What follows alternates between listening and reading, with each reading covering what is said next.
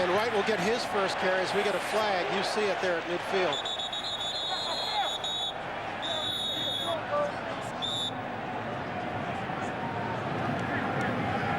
He should Wright the ball carrier.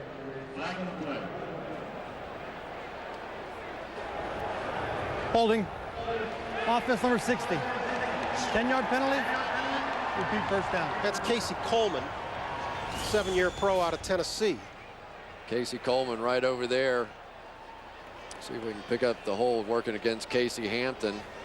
And oh yeah. Yep, that would be a hold. He tried to hold him with his left hand. It slipped, so he hooked his right hand underneath and dragged him down that way.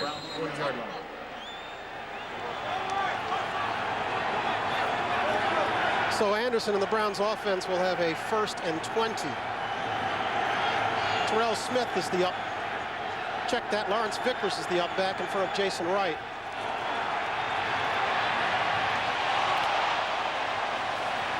Anderson with his first overthrow of the night. Anderson's a guy who was drafted by Baltimore in the 6th round 2 years ago. Word is they tried to waive him and hoped to put him on their practice squad, but the Browns took a chance and picked him up. Yeah, there's a lot of connections between the Baltimore Ravens and the Cleveland Browns and their front office people and the way they think, you know, the same sort of things. Like the Browns love those big, strong receivers, playmaking kind of guys, and so I'm sure they had their eye on Anderson just the same way Baltimore did. Drones has checked back in as the lone back behind Anderson.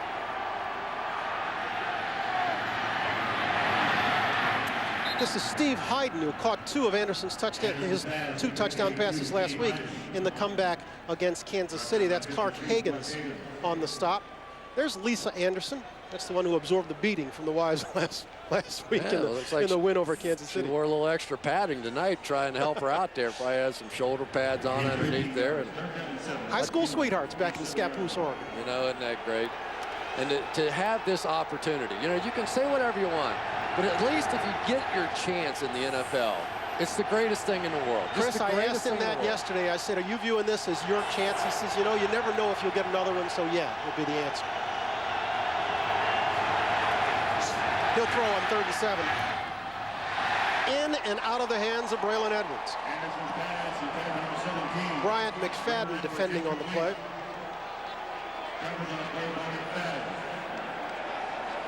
Again, a tough break for the Cleveland Browns there. They actually saw that blitz coming.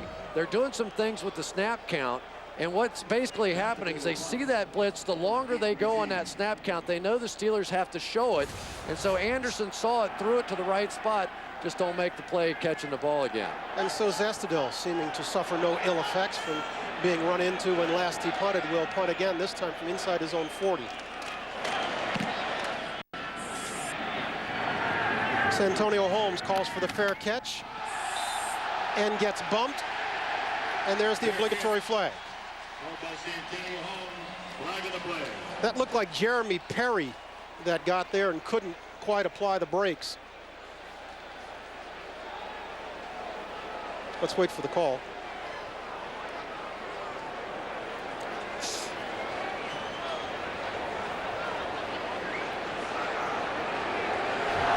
There's no foul for fair catch interference. The player was blocked into the receiver. Pittsburgh ball, first down. Once there is a block and then you go into the receiver, they're not going to make that call. That's the reason you saw the one official throw the flag. The other officials come and huddle up, and they said, no, he was blocked into him. You pick it up at that point. This will be our last play of the first quarter. Willie Parker, the lone back. He'll get it from Roethlisberger. Stutter stepping in the hole and getting back to the line of scrimmage before Daquell Jackson, Cleveland's other great defensive rookie, makes the stop. We've reached the end of the first quarter with the Steelers leading 7-0. We're back after this.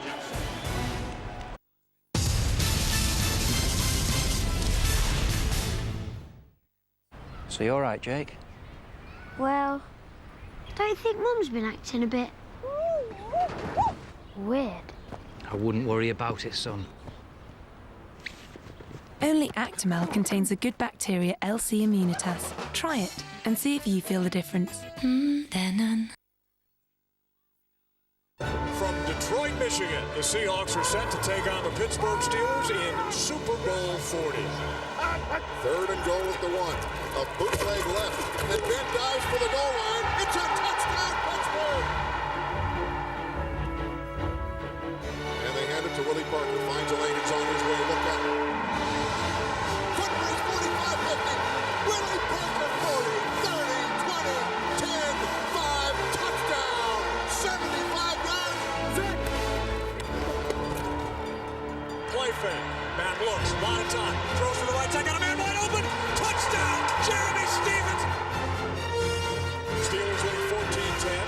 The quick pitch, and here comes the reverse. Randall L. has got a reverse. He wants to throw. He does down the far right side. He's got a man wide open. Touchdown, Pittsburgh! And that's your ball game.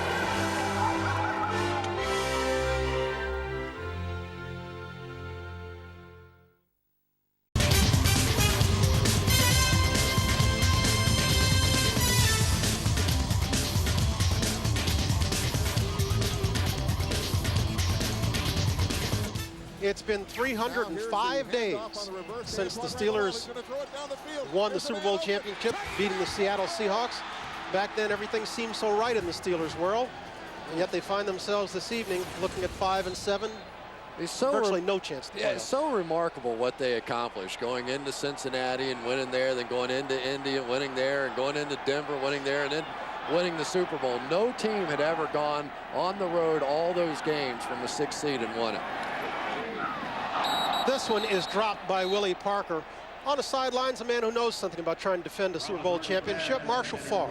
Marshall, all right, Marshall, your Rams in 2000 were crowned champions. Tell us about the 2000 season, some of the difficulties you encountered. You know, it just was a tough season, and any time after you win the Super Bowl, what you find out is that the other 31 teams in the league, they watch all the film on you and decide what things made you the team that you were, and then the teams that are in your division and in your conference, they come after you with those things. What about attitudinally? Is it different? You know what? Sometimes you have some guys on your team that become complacent because that's all they want to play for, and then you lose guys because of salary cap or because of people coming to get your players. And when that happens, compounded with the injuries from the long season, it becomes a tough season. Walter Young gets his first catch of the night. And Chris, you had a good point about this. What Cowher told you, which is winning the Super Bowl didn't mean as much as he thought it did to him. Yeah, we'll get into that whole discussion a little bit later, but I'd be interested to hear Marshall's comment on this one. But he said, you know, I worked my whole life to win a Super Bowl, and then I won it, and I actually found myself more motivated when we were losing the years before than when we won it. You know, I think it's because... I'm sorry, this looks like a mix-up in the backfield. Roethlisberger gets rid of it. I'm sorry, Marshall, go ahead. No, I think it's because once you win the Super Bowl, the years that you don't go, that's what you plan and tell the players to go for. It's so hard to tell your team and as a player, okay, we want to repeat now. And when you go out and you play games and you find out, just like this game here, the teams that aren't the best teams in the league, you're their Super Bowl. You're their opportunity to say that they beat the Super Bowl champs. So it becomes tougher, and you don't know how to motivate your players. I think for Coach Cowher, this was the first time he didn't know or have a message to tell his team because he hadn't been here before.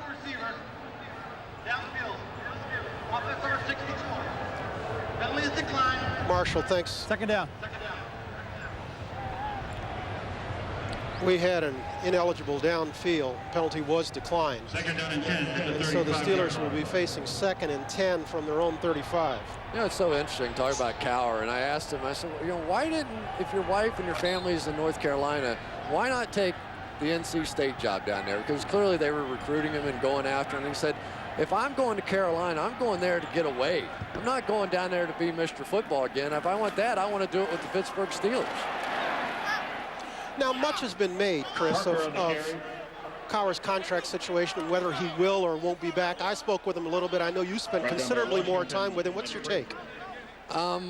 I don't think that he knows, to be perfectly honest. I think he goes back and forth quite a bit. 15 years, some people have tried to say, oh, he's trying to leverage a better contract and, you know, all these different things. He said, Chris, he said, money's not the factor. It's just I'm approaching 50 and I'm trying to decide, is this what I want to do for the rest of my life? Do I want to make a change? He said, every once in a while, I just want to be like an ordinary guy. Go somewhere, have a beer, and have nobody ask me about football. You know, there's a little part of me that wants that. 3rd down. Roethlisberger looking to keep the drive alive. Completes off the left side. Sean Moreeeee gets the Steeler first down. Oh, and some of these young wide receivers who are getting an opportunity tonight starting to show up pretty good. Moreeee's made some plays already. We've seen Nate Washington make plays. Santonio Holmes on the outside, and Roethlisberger looks like he's having some fun with these young guys. Actually, it's interesting. I asked Cowher how concerned he was about starting two kids in his defensive backfield. He said he was much more concerned on the offensive side because it would affect his four-wide package, and he'd have to use some guys who he doesn't normally use. This is Parker in the hole. Had one man to beat and couldn't do it. Lee Bodden tripping him up. Well, that's a big hole on that one. You don't see in professional football holes open up like this very often. Last time he saw one that big, he ran 75 yards in the Super Bowl. And I asked him about that the other day, Willie Parker, about the 75-yard run. And he said, I saw that hole, and he's like, oh, my goodness. You know, he couldn't believe it. And I said, well, what'd you think when you're running through it? He said, they're not going to catch me. I know that. They're not going to catch me now. Although, what was the game this year? He was caught twice from behind. There was a game this year he was caught twice from behind. Ted Washington with the stop. We should give Ted a nod. This is Ted's 200th career start tonight. You know, and Ted Washington has been an institution in this game for a long time. Obviously now he's down to about 25 plays a game, and his job is to fill up the middle, and I would say he's pretty effective at that job. You know, he's a big guy. The Browns, his 7th team in the NFL. He's been around. Yeah, he has been, but he's been a part of some really good football teams over the years as well, and he's been an instrumental part of so many of those teams. He's been a Pro Bowler 4 times, and been with the 49ers and the Broncos and the Bills and the Bears and the Patriots and the Raiders, and you know, he's just one of those guys. A lot of people want him on their football team. He does kind of take care of the running game all by himself. You know, he really does, and that's first down Pittsburgh. First down there. But what happens in pro football, you have the nose tackle in there, and then what you have to do to get any kind of a running play off is you have to double team the nose, try and get a little movement, and then one of the two offensive linemen, either the center or the guard, then has to try and go up and get the linebacker. Well, when you've got somebody as big as Ted Washington in there, obviously you have to stay on him a little longer to try to get movement, so you're slow getting to the linebacker. He's listed 365. What do you think? Oh, I believe it. Getting me killed. Roethlisberger looking downfield once again. Nate Washington with a big catch. This one to about the 21-yard line. You know, we should say not only has Ben Roethlisberger and the Pittsburgh Steelers having a big night throwing the ball around, but the Cleveland Browns this entire season, their issue has been in the secondary. I mean, they really thought that coming in that Dalen McCutcheon was going to be a major factor for them, Lee Bodden, all these guys, but they've had so many different injuries. Baxter, Gary Baxter, another guy. They've never had the type of corner play this year that they were expecting coming into the season. And Roethlisberger throwing to the end zone, incomplete, going for Washington once again. Lee Bodden defending. Boy, I love the throw by Roethlisberger right there. He put it on the back shoulder. He saw the defender trying to jump in front of that one. Threw an absolutely perfect ball and just unable to come up with it. Watch, Ben, you're going to get a great look at this. He's going to see that right there.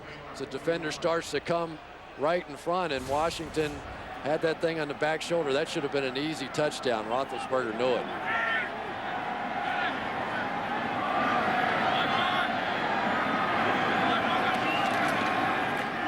Ben will give it to Parker inside, dancing his way across the 10-yard line down to the 8.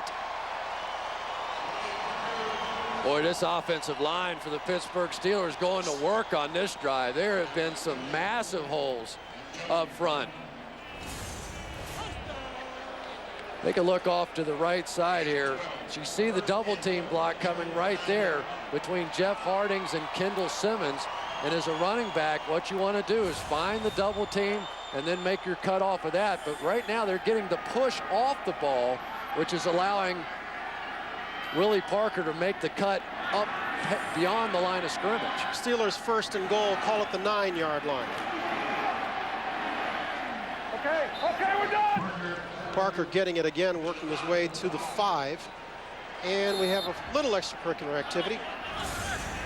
Here it is. We talked about this play before, but Alan Faneca is going to pull out and around here and come up in that hole there. And that's this Pittsburgh Steelers' best play. It has been last year when they went to the Super Bowl. It is again this year. You got a guy like Alan Faneca who can run the way that he can and block the way that he can. That's the guy you want to run behind. By the way, happy birthday, Alan Faneca. He's 30 today. There you go. 2nd and goal, 13th play of this drive. Roethlisberger for Washington once again. Led him a little bit too much. Bodden covering.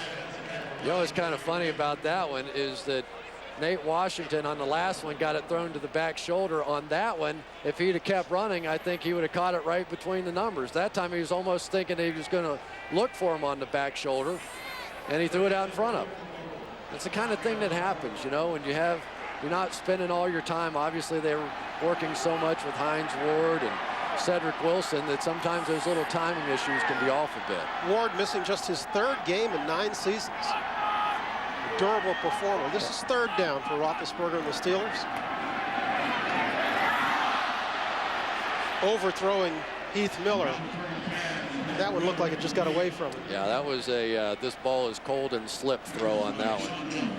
Wearing the gloves tonight is Ben Roethlisberger, and he's hung in there. He's had a pretty nice performance out here tonight, and they were just sick when he had the concussion in the Atlanta game. They thought that was he was beginning to display the old Ben Roethlisberger, that he was coming back to form and starting to make the throws that he had made a season before, and all of a sudden the concussion set him right back to where he was. Jeff Reed with a 23-yard attempt. How about some props to the kicker? No sleeves. Look at that.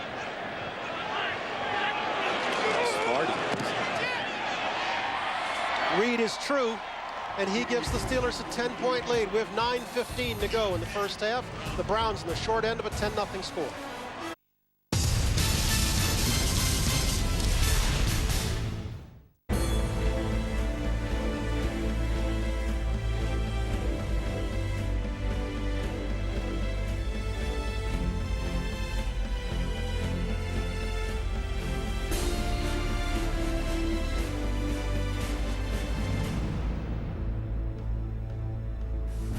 College basketball returns to NASN.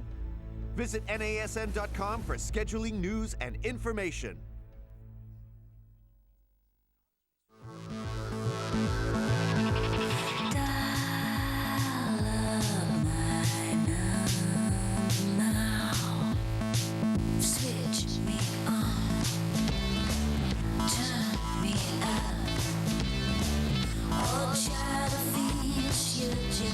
Call and text your T-Mobile mates more, so you won't miss a thing. One great rate on pay-as-you-go. Mates rates from T-Mobile.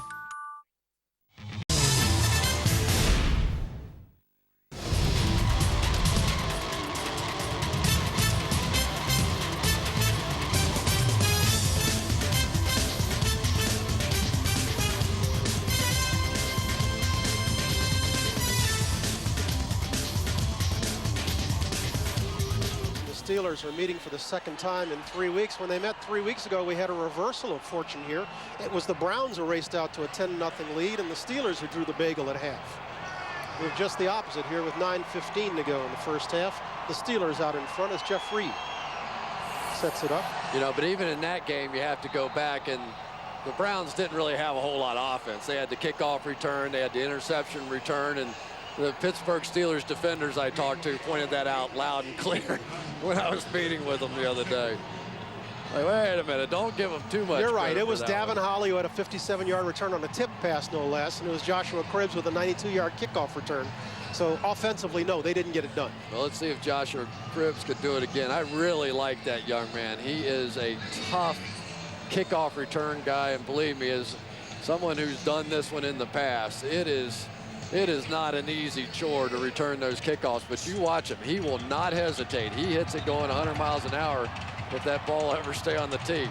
He's an interesting kid. He's a former quarterback out of Kent State, and he's a guy who, quite frankly, made a mistake.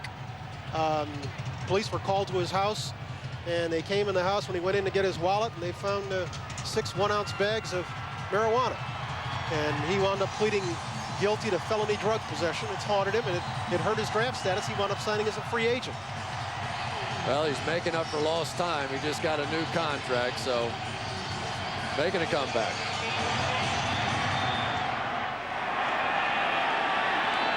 Cripps will get it at his own 15. Looking to bust one, but not getting very far, only to about the 26 before James Harrison brings him down. Derek Anderson coming back on the field, playing well in his first NFL start.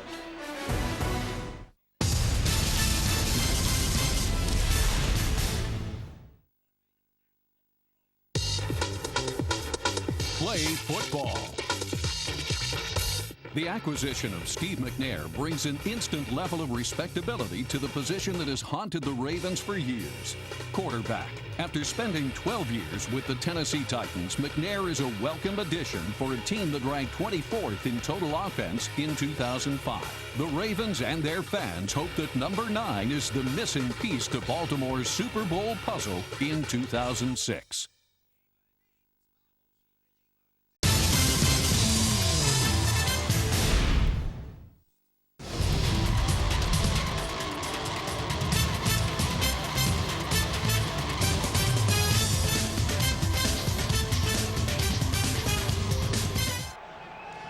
If you're watching the games and don't receive NFL Network at your home, log on to iwantnflnetwork.com and learn how you can get NFL Network and see these 5 games coming up. A lot of games, very few dates there, pal. You're going to be busy. I got a pinch hitter for me. This is Reuben Drones being thrown for a loss. Dick Vermeil will be joining us for a couple of those games. Anderson is playing well, but the Browns aren't getting much help in the running game. No, they really aren't. And I tell you, you're not going to make much of a living running over to Joey Porter's side. He's just too athletic. And quite simply, you can't run outside against the Pittsburgh Steelers. If you're going to try and run against this team, you pretty much have to attack them between the tackles. They're too fast. They're too athletic on the outside. And Steve Hayden trying to get a block, but look at all the black shirts there once you go there. And really, the Browns don't have running backs. They're going to get to the outside anyway. They've got to stay in there. And so Anderson is faced with 2nd and 13. He'll try the running game once again. And again, Reuben Drones is stacked up. And it's interesting that they're failing at the running game, because that for so long that was a hallmark of Cleveland teams. Oh my goodness, you go back to Jim Brown and Leroy Kelly and Greg Pruitt and Mike Pruitt, and then, of course, in '85, Kevin Mack and Ernest Biner, both with 1,000-yard seasons. But what was remarkable is that then there was a 20-year gap until Reuben Drones last year ran for 1,200 yards, first time over 1,000. And for the Cleveland Browns playing, in the stadium off the lake, you have to be able to run the football. And they're probably going to have to upgrade their offensive line a little bit if they're going to get back to that style. Anderson forced to throw on 3rd and 9. Takes a safety valve. Kellen Winslow Jr. will be short of the first down. That's his first reception of the night. And it's 3 and out for the Browns. We talked about how Anderson was altering his snap count. Well, the Pittsburgh Steelers know that as well. So they're going to come in, fake a blitz, and then come back out in coverage. And Anderson, the minute he thought he saw something on the outside, probably was going to be thinking about trying to hit that out in behind it. So they fooled him on that one. He was forced to throw to the check down, and the Browns have to punt it. Sastado will punt to Holmes once again.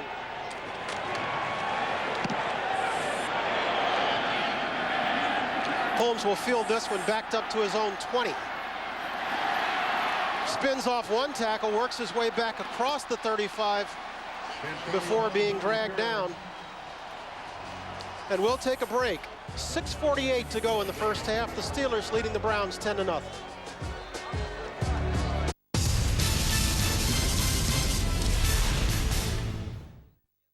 There was a moment there where I thought, that was a pretty doggone good throw. I can probably play. My sophomore year against Thomasville, I only got 3 balls. And those 3 went for 144 yards and 2 touchdowns. I knew right then that I was on my way. And the stadium was rocking, it was packed. Got a total of 400-some yards. That's when I knew. When people stopped calling me Archie's boy, started calling me Peyton, that was a big moment for me.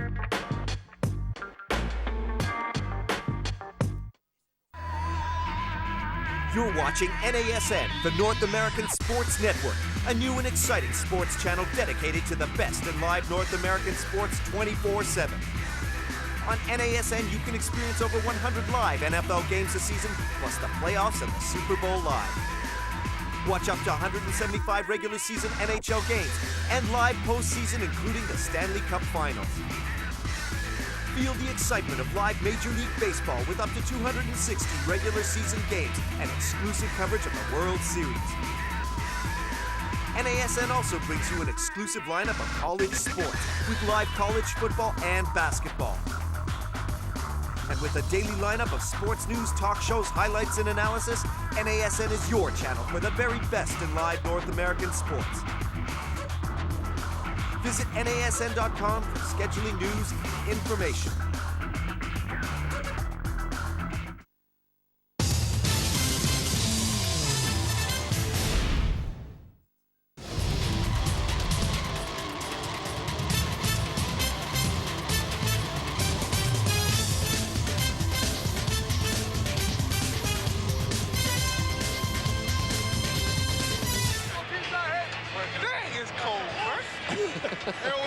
Ike Taylor playing Al Roker on a Thursday night in Pittsburgh, stating the obvious, it is cold. Mike Logan right behind him. He said, you're right. But you still got to go to work. That's the truth, too.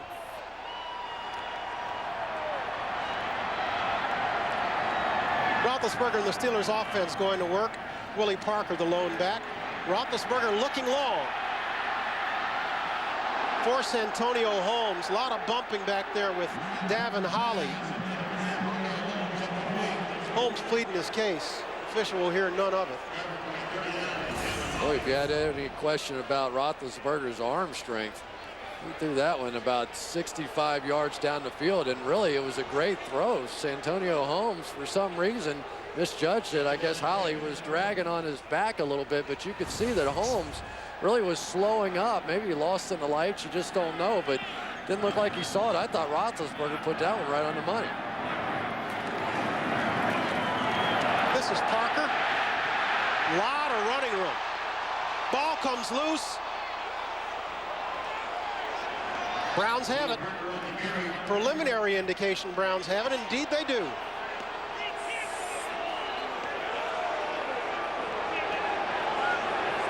Willie Parker, after a good game, looked like Cameron Wembley was the one who tore it loose.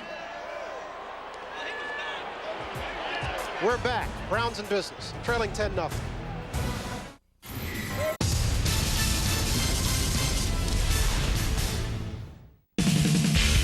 Live Monday Night Football continues on NASN with an exclusive NFC collision. The Bears head to Edward Jones Dome in St. Louis, where the Charging Rams will try to butt the Bears straight back to Chicago. Live NFL, Chicago versus St. Louis, Monday late night at 2:30, only on NASN.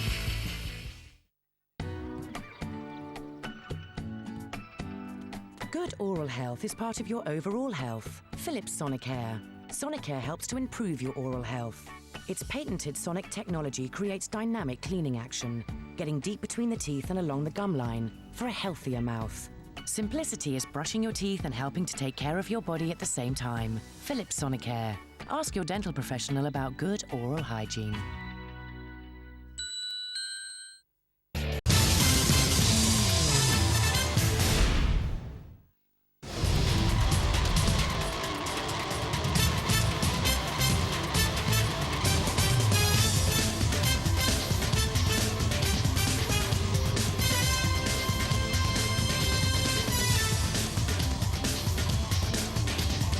On a blitz, and Alan Faneca is not only going to take him out, but get up to the second level to get another block, and that's why Willie Parker had such a huge hole to run through.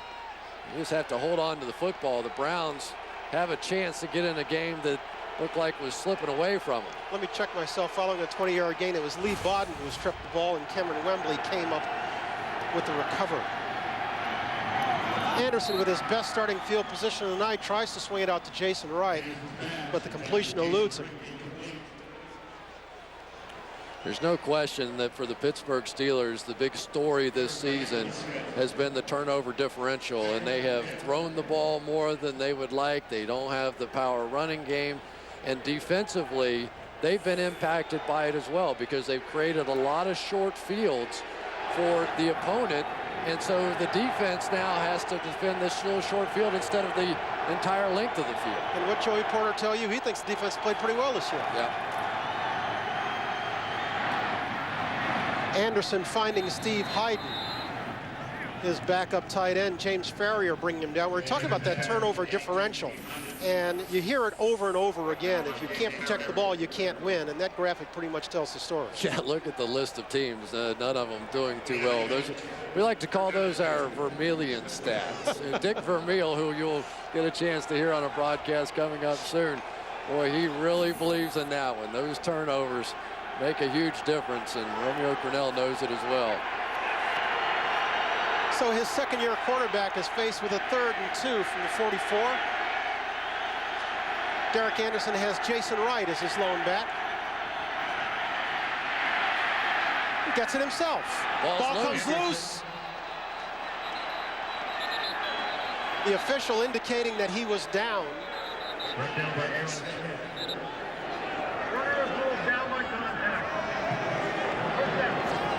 Funny, I was teasing Anderson about his speed because he broke off that run last week. He had a 33-yard run against the Chiefs, and he says he does a 4.9. Yeah, and his teammate said he looked like Forrest Gump. Run, Forrest, run. See whether or not he's down. If the knee is down, oh, that ball came out, and so now it is a live ball. And if the Pittsburgh Steelers challenge this play, and they have. That's Aaron Smith getting a hand in there. They are going to be able to recover the football. That's the whole new rule this year. It used to be that the whistle blew, the play was over, but you could see Aaron Smith come in there and get his hands on it. Pittsburgh is challenging the ruling on the field. The runner's down by contact. He'll go under the hood. We'll come back and get the decision when we come back to Pittsburgh right after this.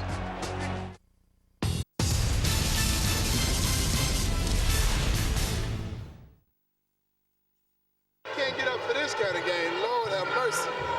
Might not have a heartbeat. It was Hart that carried the Steelers through a playoff run unlike any in NFL history. Here we go. Touchdown, Pittsburgh. Mission accomplished, and it's on to Detroit. As the 6th seed, the Steelers take the bumpy road to the Super Bowl. But they, to their credit, have turned the bumpy road into a road of glory.